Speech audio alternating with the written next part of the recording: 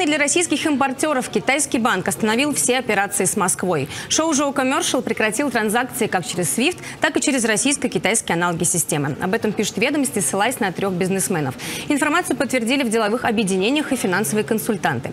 Собеседники издания подчеркивают, что менеджеры банка предупредили клиентов из России и Беларуси еще на прошлой неделе. Импортеры ждут логистического коллапса. Отмечу, что Шоужоу стал основным расчетным центром для российских бизнесменов из-за сравнительно мягкого комплайнса и географического положения. Штаб-квартира организации находится в одном из главных узлов китайского экспорта в России, в городе Иу.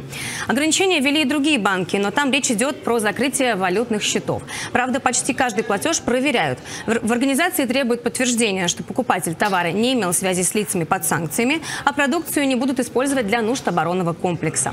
Эксперты отмечают, что такая предосторожность китайских банков связана с обещанием США вводить вторичные санкции.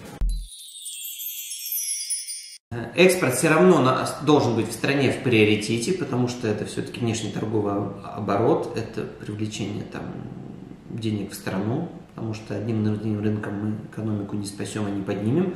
При этом, что есть принципиально экспортно-ориентированные отрасли, которые всегда таковыми и были. То есть это та же химия, это та же металлургия, это та же деревообработка. Это Мордашов, кстати, привел цифру, что у них производство 70, по-моему, тысяч, нет, наверное, миллионов стоит.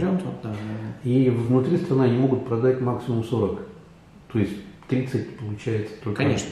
И у нас похожая ситуация, ну как похожая. Раньше мы вообще продавали 90% продукции на экспорт, вот сейчас вынуждены продавать 40%, но практически в убыток или с какой-то минимальной маржинальностью, потому что просто рынка нет в России вот, под нашу продукцию. Вот. Благодаря, в кавычках, санкциям мы оказались в такой ситуации. А сейчас все усугубилось тем, что, во-первых, с платежами давно уже проблемы. И даже с теми странами, которые не поддерживают санкции, которые мы называем дружественные, да, мы с ними торгуем. Мы торгуем со странами и в Северной Америке, вот, которые конкретно против нас никаких санкций не вводили, в нашей отрасли, да, и мы продолжаем работать. Но все мы должны понимать, что пока доллар все равно является гегемоном международной торговли, а он таким является по факту, естественно, им очень легко это контролировать, и практически все банки, которые в этой системе работают, они все равно все рискуют получить нагоняй от большого американского брата, да, вот. Поэтому они очень аккуратно относятся к любым расчетам, связанным с Россией, из России или в Россию. То есть российские банки вообще практически все уже отключены от международных расчетов.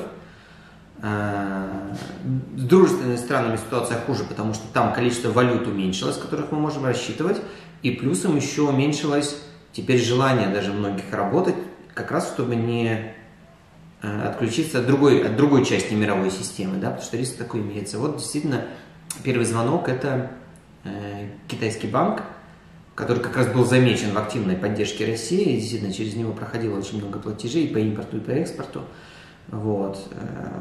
Они, выражаясь современным языком, накосячили, действительно, потому что проводили операции, в том числе по санкционным видам продукции, вот, за что и получили. Вот. Понятно, что они не хотят быть наказаны американской валютной системой, вот, и начинают с нами быть менее дружественными. То есть вот, экономически я их прекрасно понимаю, все-таки доля работы с Россией очень высокая, но есть вся судьба банка, а он работает с другими странами, с другими контрагентами, и даже ради сохранения всего остального они от России готовы отключиться.